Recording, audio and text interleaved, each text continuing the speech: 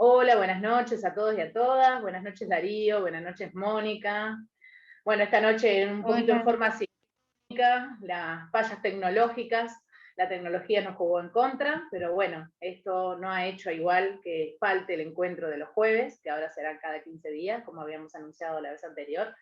Estos encuentros de jueves que se nos empezó a hacer costumbre, Darío, encontrarnos para pensarnos, para conversar, desde un lugar muy de conversación, de Ujú. encuentro, más desde la práctica que desde la teoría, para ir avanzando en esto de las reflexiones de las infancias, las sexualidades, las masculinidades, y en esta serie de encuentros específicamente en las discapacidades.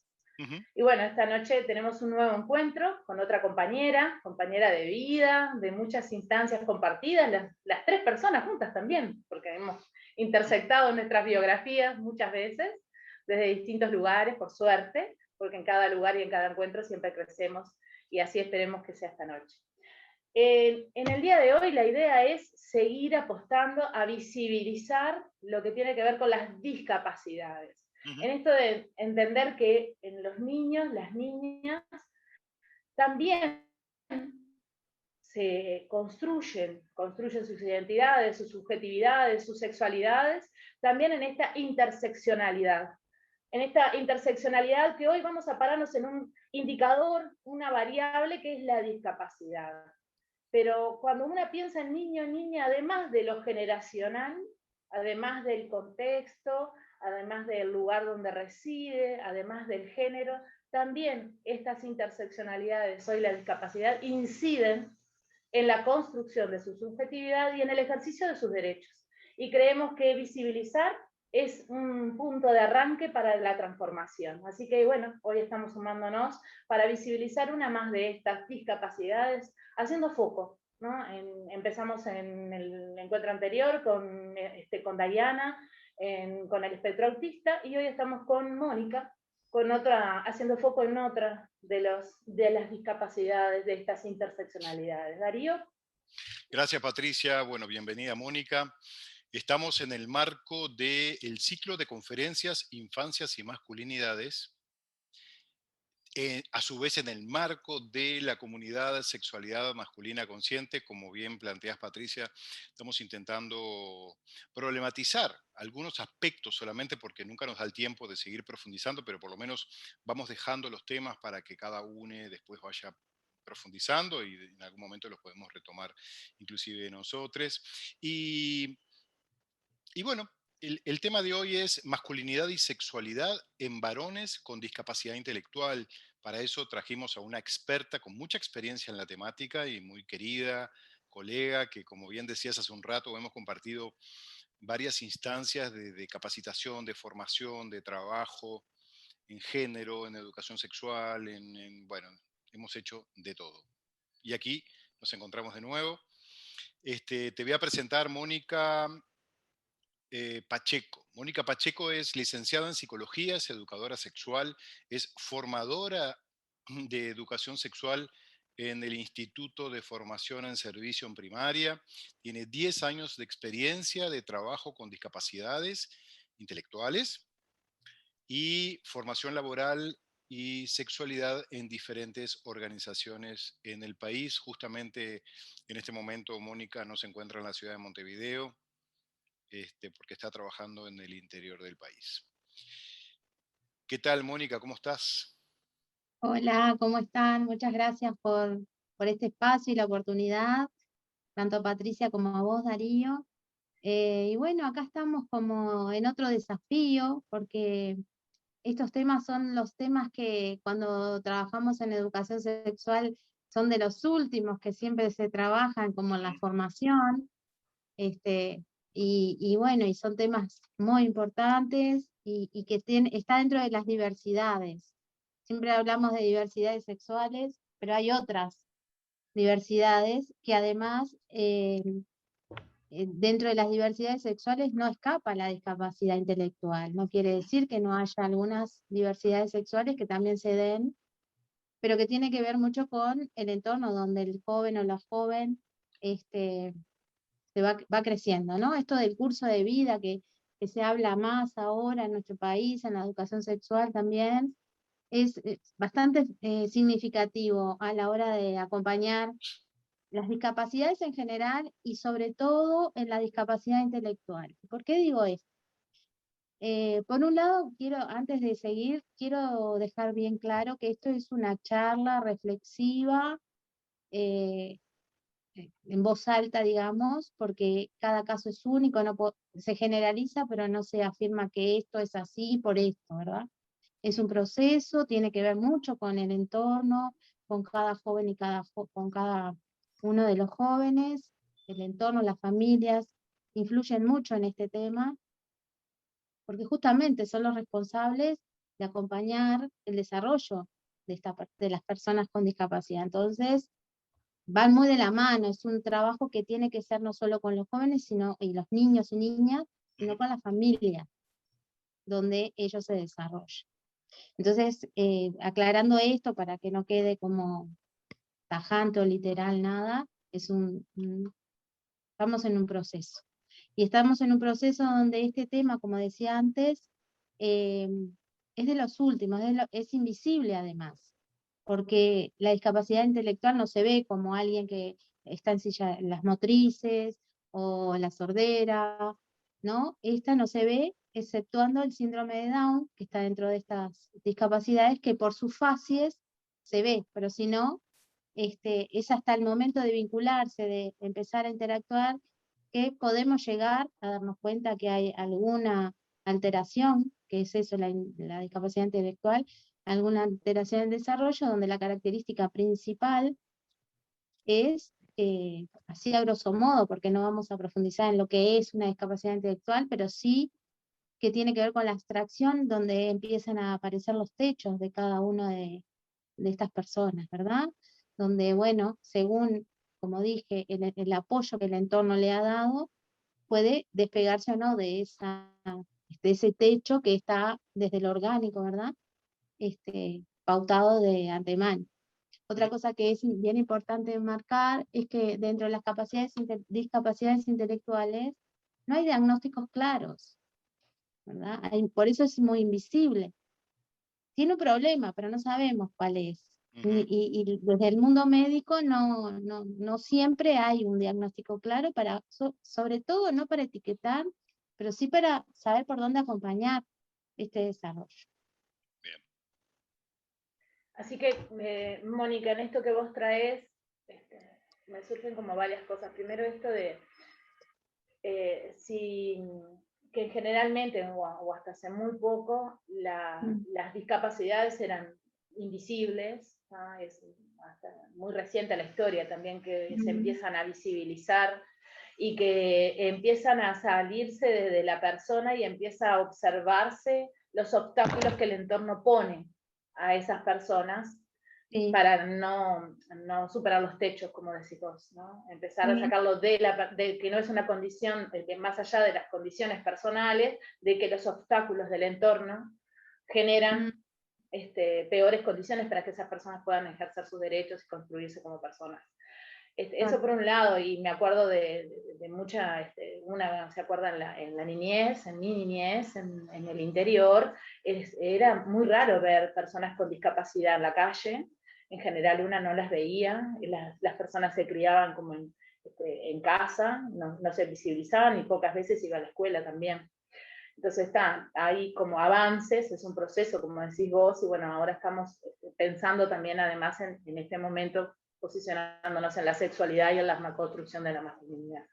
Por un lado, esto es importante de empezar a visibilizar esto, ¿no? Los obstáculos que ponemos desde afuera, desde el entorno. Y por otro lado, vos manejás esto de discapacidades intelectuales, ¿no? Entonces ahí me surge esto de, ¿hablamos de discapacidad intelectual o de discapacidades intelectuales?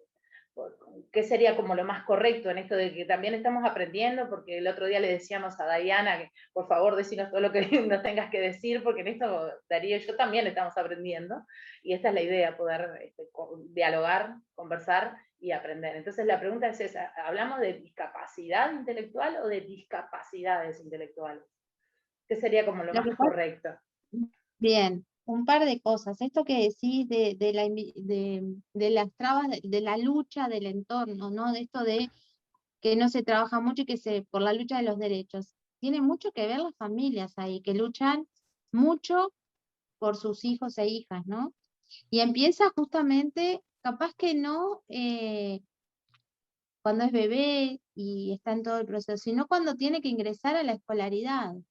Ahí empiezan a encontrarse las trabas más grandes, que ahora están mucho más avanzadas, evidentemente, pero que todavía no están en un punto donde estos niños y niñas se sientan incluidos, ¿no? Insertados y no lo incluyen pero no lo insertan, ¿no? Que lo vamos a hablar un poquito más, esta diferenciación más adelante.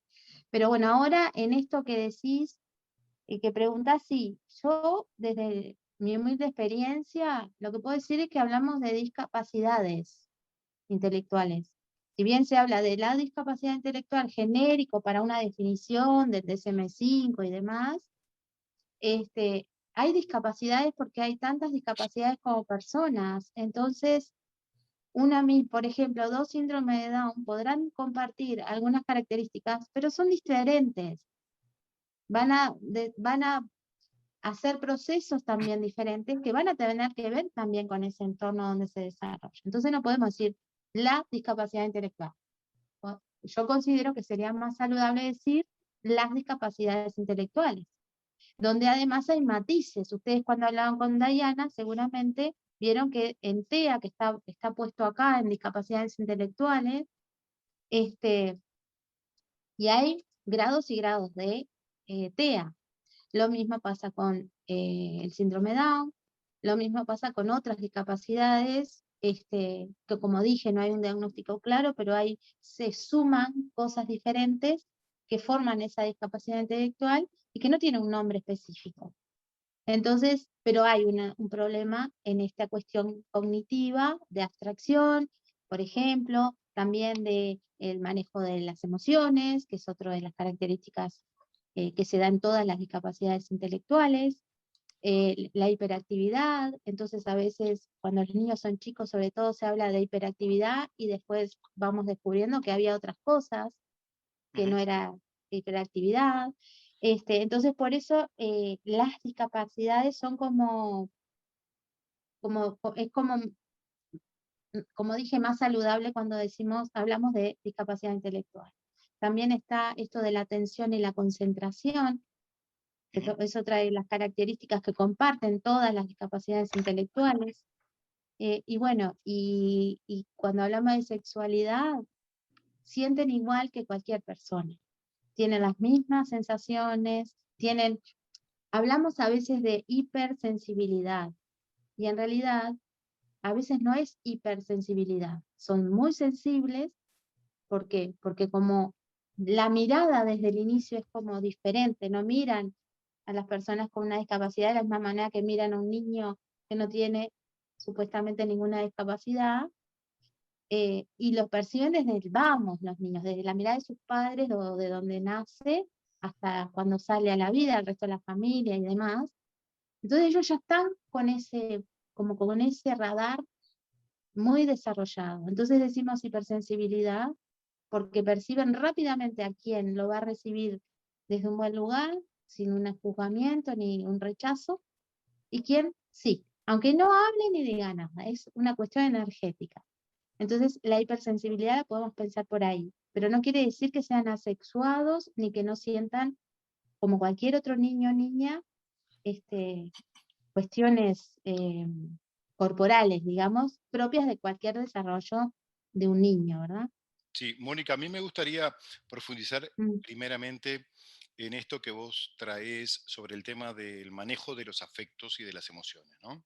sí, Ya, digo, ujú, para bajar un poco a tierra respecto al tema que nos convoca también, sí, que son las masculinidades. Como bien sí, sabemos las tres, cuando el niño o la niña se van socializando como varones y como niñas, se produce lo que se llama la brecha de género, ¿no? O sea, los varoncitos se los inhibe más y de repente se les inhibe el llanto, se les reprime la expresión de emociones, y las niñas por ahí se les habilita más porque no se les dice que no lloren o que no sean más emocionales. Por lo Mm, tanto, en niños y niñas sin discapacidad intelectual, por ahí podemos observar que hay una diferencia y cuando ya llegan a la adolescencia, las niñas son mucho más emocionales, ponen mucho más en palabra lo que sienten y contactan con lo que van sintiendo, más allá que lo expresen o no, pero lo saben, y los varones por ahí empiezan como a tener esta dificultad. La pregunta concreta que te hago es, ¿qué es lo que pasa con niños con discapacidad intelectual? Yo pienso en los niños, claro, como bien planteabas hace un rato, yo asocio la discapacidad intelectual con los niños con síndrome de Down, pero ya sabemos que existen un montón de discapacidades. Pero yo, eh, pensando en ellos, he observado como una capacidad de demostrar afecto y amor y contacto físico.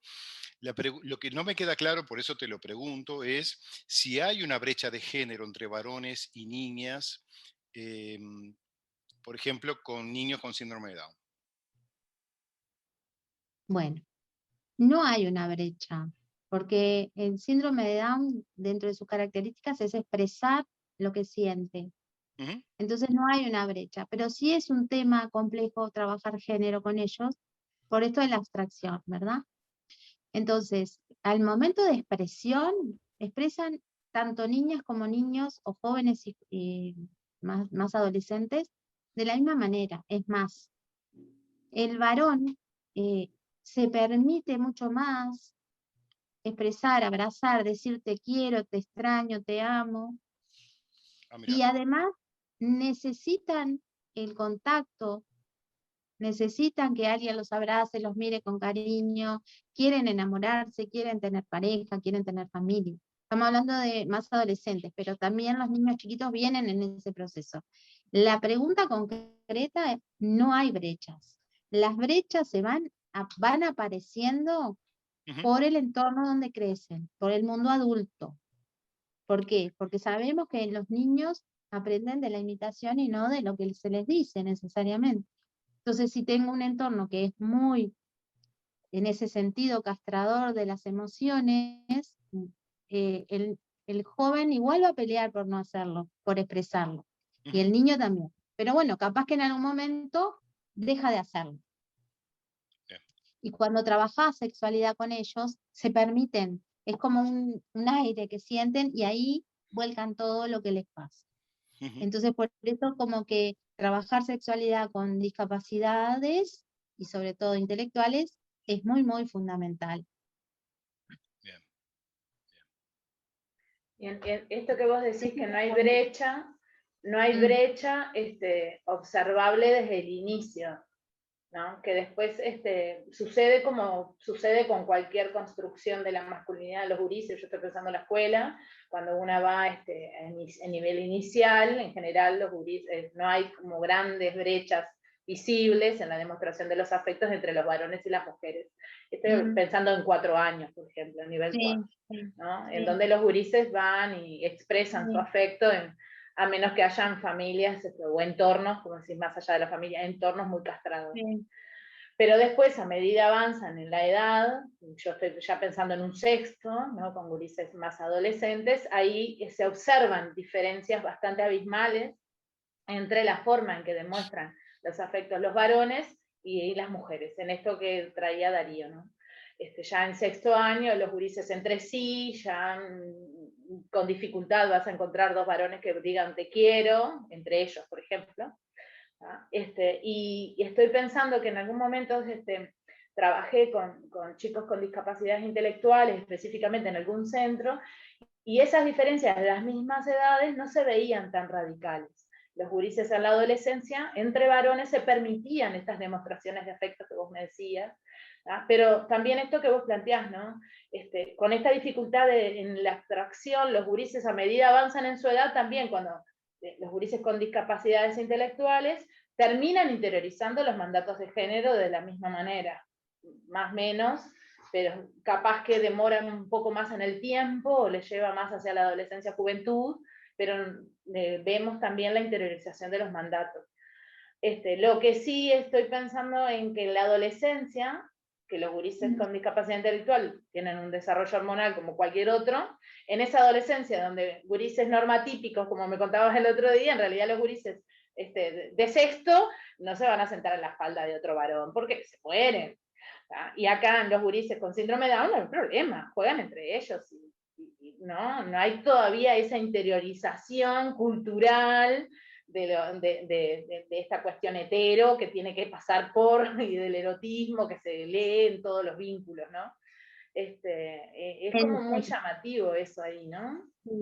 Mira, te quería decir algo al respecto de eso.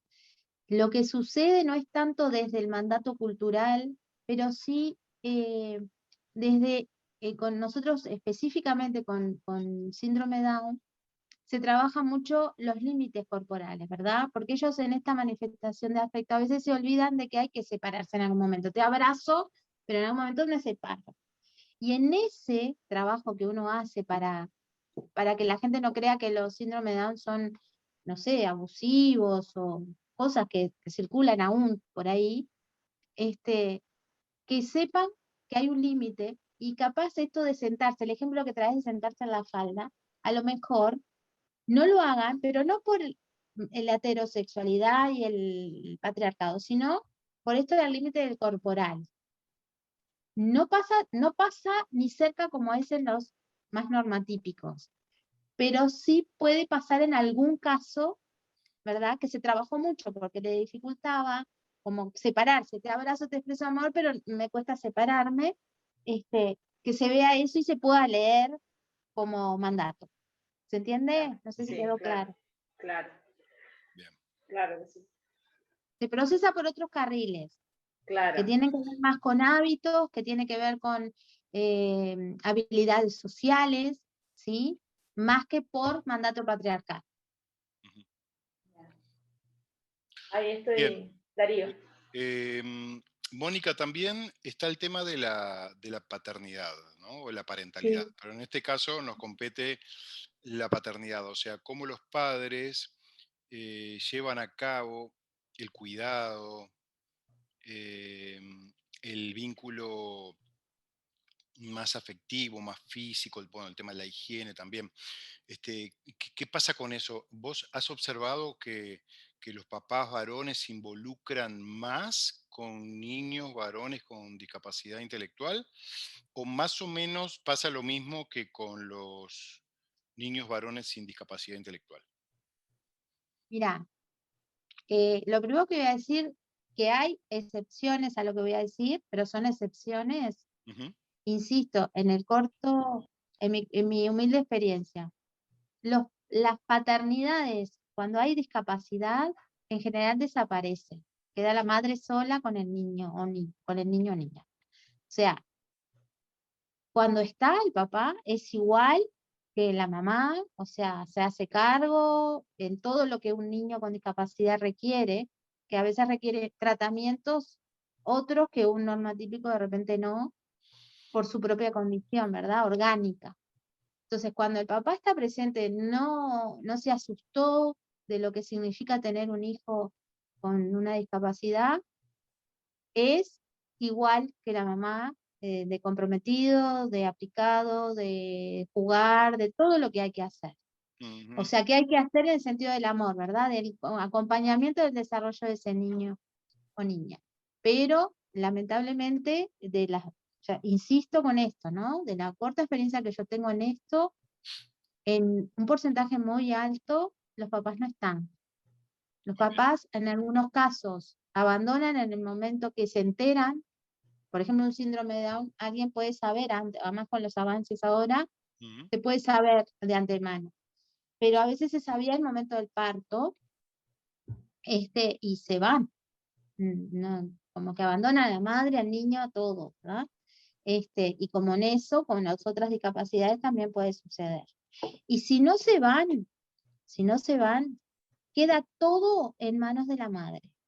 O sea, toda la responsabilidad de la crianza, como en cualquier patriarcado también sucede muchas veces, es todo responsabilidad de la madre, ¿no? O de la persona que se haga cargo, porque a veces la madre, yo qué sé, no está por algún motivo, alguien que se haga cargo, pero pero lamentablemente aún en estos temas los padres suelen desaparecer literalmente, Mirá, ¿sí? interesante ese dato, sí. Yo pensaba en esto, ahora que vos traías, Darío, las paternidades y lo que comentaba Mónica, ¿no? Que como varones, si sé que voy a tener un hijo varón, que rompe con el mandato, ya del vamos rompe con lo esperable. Ya mi hijo, varón, viene con una discapacidad, que en esta cultura es como un daño, ¿no? A mi masculinidad también. Entonces, y a su vez implica todo este cuidado, todo este esmero de dejar montones de horas de trabajo, de dedicación, de esfuerzo, de estar para otros, que es el niño, de contención, de sostenerse. Debe ser muchísimo dolor para ese varón, muchísimo, yo pensaba en cuánto dolor y cuánta movilización debe generar, y en general los varones responden al mandato hegemónico, escapan del dolor, ¿no? Es una forma de alejarse de ese sentir, y escapar de esto que me causa tanto dolor y daño. Que está, En relación a eso que decís, dale. perdón, Patricia. Dale. En relación a eso que decís del dolor, una de las cosas que aprendemos cuando trabajamos con discapacidades y con discapacidades intelectuales es que hay una herida en la sexualidad, se interpela la sexualidad de esa pareja, ¿verdad? Y cada uno lo procesa como va pudiendo, no todo el mundo, primero son tiempos internos, ¿verdad? Pero tampoco no todo el mundo consulta para afrontar esto, para esta sorpresa, este impacto en nuestra vida. Cualquier hijo o hija es todo un cambio familiar, con una discapacidad es un poquito más. Entonces, Perdón, Mónica, ¿qué quieres decir con que se interpela la sexualidad de la pareja? claro, es como que la sexualidad de esta pareja es imperfecta, Ajá. porque genera un hijo con discapacidad. ¿Me explico? Simbólicamente todo esto, ¿no? Sí. Entonces, como dijo Patricia recién, hay masculinidades que no toleran esto, ¿verdad? Sí. Entonces, es más fácil evadirse que encarar y bueno, y hacer el proceso que haya que hacer de acuerdo a las personalidades, la historia de vida y un montón de cosas. Entonces, pero es una cosa que aprendemos cuando estudiamos sobre discapacidad, que vinculado a la sexualidad además, que es una herida narcisística. Entonces, es como un doble trabajo, todo lo que rompe un hijo con discapacidad. ¿Se entiende? Sí, me Y parece esto lo bien digo con mucho, mucho respeto, que nadie se sienta. No, quería aclarar que esto lo digo con mucho respeto porque puede generar como algo, un impacto fuerte. Genera Sí, incomodidad, eso, lógico. incomodidad. Por eso quiero que quede claro, porque la interpelación de la sexualidad es para ambas partes de la pareja, no solo para lo masculino, también para lo femenino. Sí, claro. Me parece bien interesante esto que vos traes, Mónica, y que traes vos también, Patricia, respecto a que se genera como una polaridad en cuanto a la paternidad, ¿verdad? O sea, por un lado, muchos padres se van, desaparecen, dicen, no quiero saber más nada con esto, no quiero saber nada con esto porque no voy a poder, o no quiero tener un hijo imperfecto, o no quiero tener un hijo que no desarrolle la capacidad hegemónica de ser varón, viril, con todo lo que la sociedad y la cultura le pone encima a ese varón, ¿no? Porque capaz que no va a poder y yo no voy a soportar ver eso, ¿sí? Entonces desaparecen o se van. O están ahí, pero casi como que no se hacen cargo de nada. Invisible. Y después está el otro polo, el otro extremo, que son estos papás que vos decís, Mónica, que están muy presentes. O sea, los que se quedan se comprometen, ¿verdad? Sí, Y en el medio ahí totalmente. como que capaz que no hay mucha cosa. Pero bueno, los visualizo como dos polos extremos. Sí, en realidad se ve así, pero por supuesto que el balance que yo le llamo entre un polo y otro hay. Pero claro, eso queda medio desdibujado, porque lo que rompe más los ojos es lo otro, porque es Eso. muy polar, es muy fuerte. En el medio, en este balance, lo que yo te podría decir está esto que yo te decía del papá que no se va, no se separa, no se va, pero tampoco ¿no? tiene un vínculo fluido con ese hijo, Ujú. ¿no? Es como que está ahí, bueno, ¿no? Pero le da más bolilla si tiene otros hijos, o se entiende lo que quiero decir. Sí. No es ese compromiso. Está ahí, está bien, lo acepta, pero es como cuando miramos por el rabillo del ojo, Ujú. una parte, pero no, pero tiene que ver mucho con lo que decía Patricia hoy, el dolor, y lo que vos decías de siente que no puede acompañar, que no va, y de antemano ya pone la barrera y no sale de ahí, ¿verdad?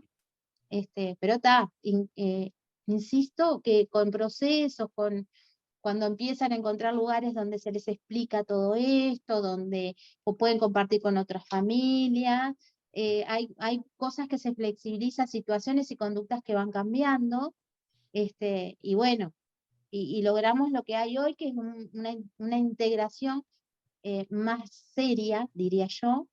Ujú. Capaz que soy una atrevida y me hago cargo, pero tenemos mucha integración en diferentes instituciones y es el gurí sentado en una silla, no hay. Ujú. Y trabajando con familias y planteando este tema, cuando les preguntamos así, ¿no? Derecho, de frente, porque yo soy muy así, si está integrado ese hijo que tienen con discapacidad, o y está integrado, pero no está insertado. Y hay una diferencia ahí. Integrar es sí, lo acepto, tengo un hijo.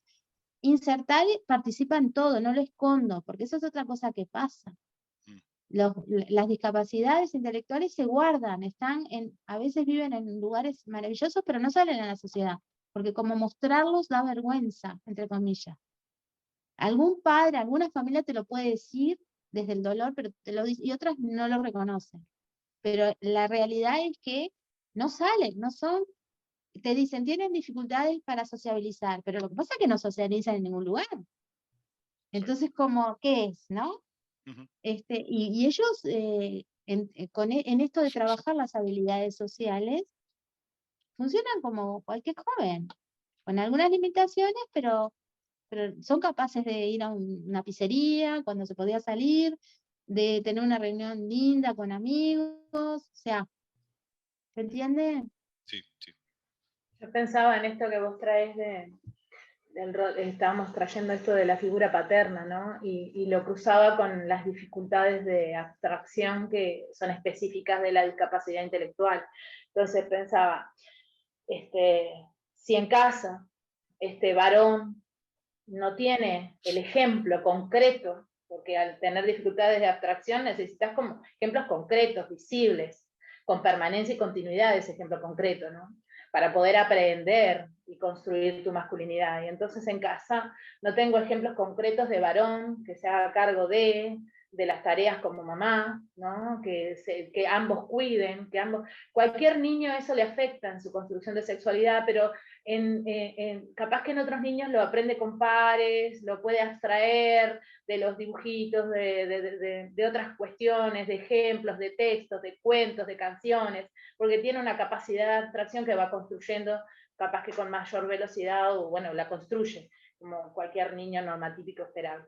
Pero en este caso, los niños con discapacidad intelectual, con esta dificultad de abstraer, digo, si no cuenta con los ejemplos concretos que hagan a su cotidianeidad, es muy difícil poder construir su masculinidad, ¿no? Desde un lugar, digamos, desde la ausencia. La construye desde la ausencia. Sí, y a su vez lo otro, pensaban en esta de la construcción de las masculinidades más saludables, ¿no? Si tiene este ejemplo en los polos, poniéndonos estos polos, ¿no? En el polo donde papá y mamá se dividen las tareas en forma equitativa, donde papá y mamá cuidan, donde papá y mamá muestran el afecto, el niño construye su masculinidad desde ese lugar también, desde el ejemplo concreto.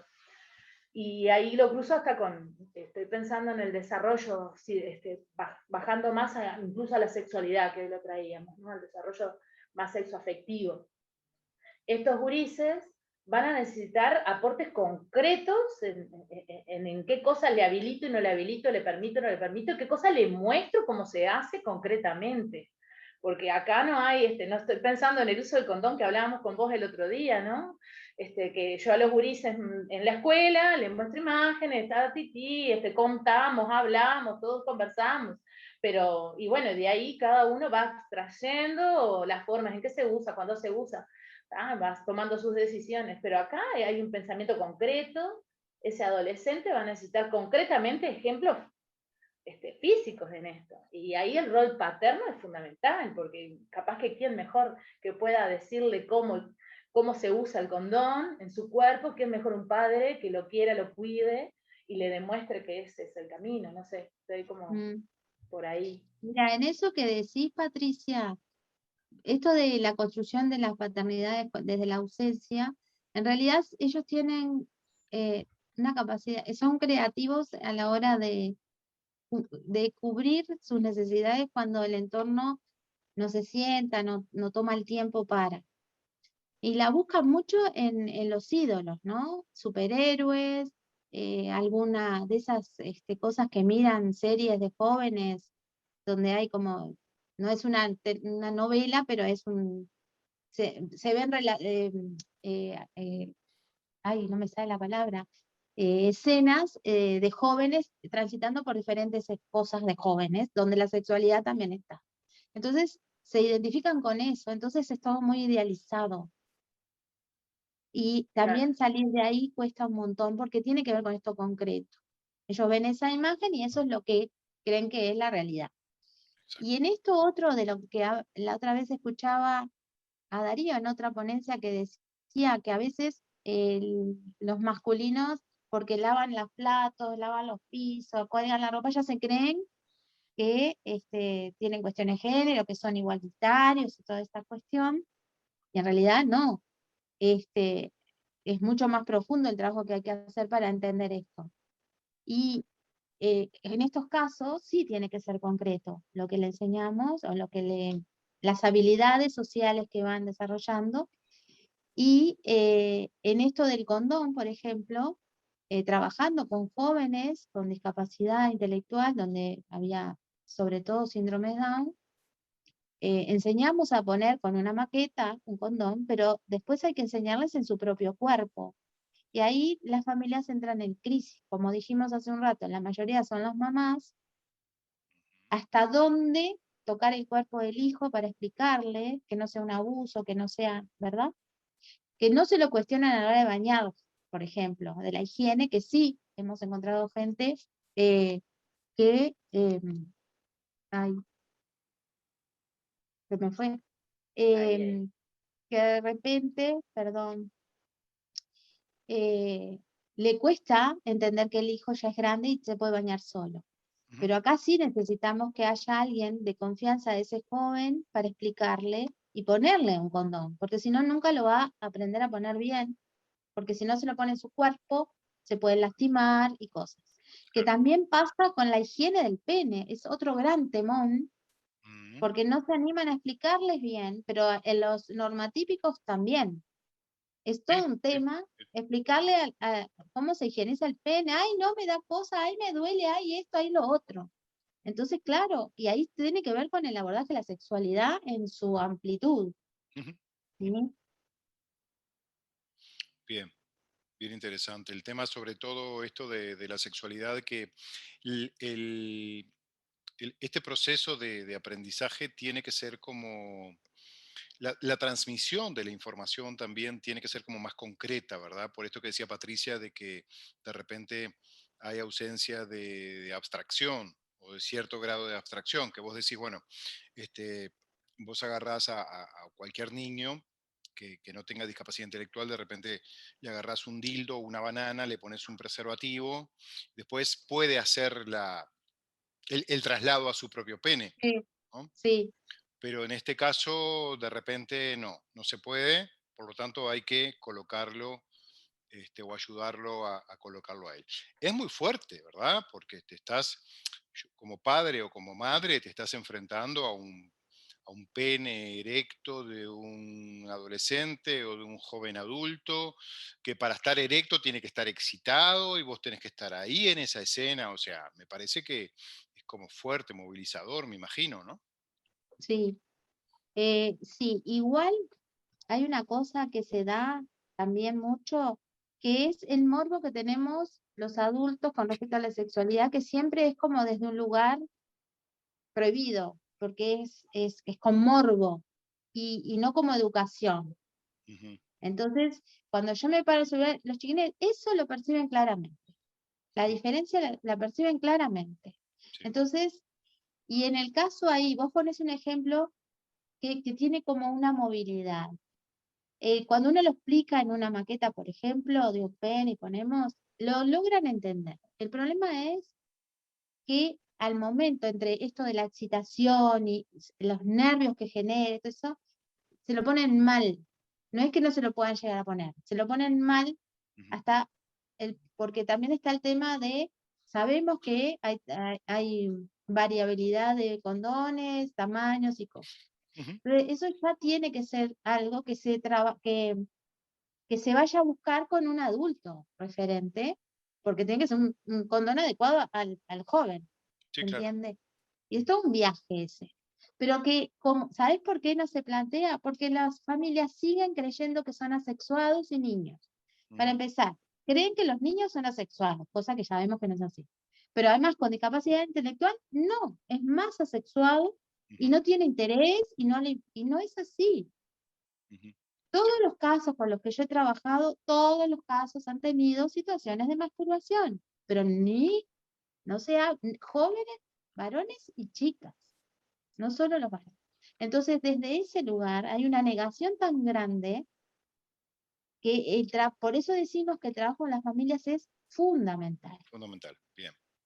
Para que no se niegue la sexualidad del niño, ni del adolescente, ni del joven con discapacidad intelectual. Creo que Y esto es también por la ética, maravilloso. Darío, porque si no, es como que estás abusando. Si vos hablas de temas que las familias no están de acuerdo. Ujú. Entonces es todo, la sexualidad en las discapacidades y sobre todo en las intelectuales es un hilo muy finito que hay que tener en cuenta para poder lograr una educación sexual saludable para todas las personas, con o sin discapacidad. Exactamente. Bien, perfecto. Em, Creo que las bases hoy las hemos abordado. Patricia, ¿qué te parece? Sí, ¿Te parece que vayamos cerrando, que ya estamos como sí, bastante sí, ya pasados? estamos como en hora. Y yo traía esto último como para cerrar, que comentaba Mónica, me surge que con la experiencia que una tiene de acompañar desde el lugar de maestra y de educadora sexual a familias, las familias en general, lo que yo he sentido, ¿no? Más desde el sentir, he sentido que ponen tanto foco en la discapacidad, en lo cognitivo, en los aprendizajes, en la escuela, que hay esto que vos decías, hay una creencia de que es asexuado, y yo diría que hay una invisibilización de esa esfera de la sexualidad por parte de las familias, porque el foco está puesto como en esto del éxito, del trabajo, del desempeño, los aprendizajes, y nos olvidamos de toda esta dimensión constitutiva Ujú. de los niños y de las niñas desde antes de nacer, que hace a su felicidad, a su integralidad, a su sentir, a su pensar, a su hacer como persona. Entonces, nada, me parece que fue un encuentro sumamente rico para seguirnos pensando desde este lugar integral a los niños y a las niñas, más allá de cómo estén construyéndose y cómo hayan nacido, ¿no? Y cómo estén viviendo, en qué condiciones, porque también a veces no nacen con la condición, sino que producto de un accidente o Mm. de alguna enfermedad. Entonces, nada, agradecerte, Mónica, por el espacio y gracias por el tiempo. Gracias a ustedes, feliz de estar acá. Espero que sirva para esto, generar preguntas. Porque en estos temas jamás hay respuestas finales. Es un trabajo que es día a día de hormiga y con mucha creatividad. Nos interpela todo el tiempo nuestra sexualidad y las capacidades, ¿no? Esto de ser creativo según el grupo, si es un grupo o el joven que tengas delante. Y porque no hay fórmulas, en nuestro país además no hay demasiado estudio, generalmente los espacios lamentablemente son más bien de recreación y no de formación. Entonces se pierde mucho también ahí. Y lo de insertar, que yo quería dejar claro, es que cuando yo inserto al joven, participa de todas las cosas que hace la familia o el entorno. No se toman decisiones por él, sobre todo cuando ya son más grandes, ¿verdad? Se habla, se consulta, se dialoga, que participe. Y eso no lo hemos logrado aún. Entonces, bueno, nada, tenemos mucha tarea por delante. Bien, perfecto, Mónica, muchas gracias. Un aporte bien interesante, sobre todo, bueno, lo hemos hablado con Patricia, estos temas no son abordados ni por la academia y tampoco en los webinars No, que no. hoy por hoy estamos haciendo, o se están haciendo, al menos en Latinoamérica. Queremos invitarles al próximo encuentro de este ciclo de conferencias Infancias y Masculinidades que va a ser dentro de 15 días. El jueves 8 de julio vamos a estar con, bueno, Patricia, por supuesto, y con una colega muy querida, Mariela Franco. Vamos a estar hablando con ella de la construcción de la masculinidad con déficit atencional e hiperactividad. ¿Sí? Flor de tema ese. Porque de ahí Sí, también... también. Mucho para seguir pensándonos. Muchísimas gracias y nos estaremos viendo el 8 entonces. Bueno, muchas gracias, que pasen bien. Chao, Nos chao. vemos. Un abrazo. Chao. Un abrazo a las dos.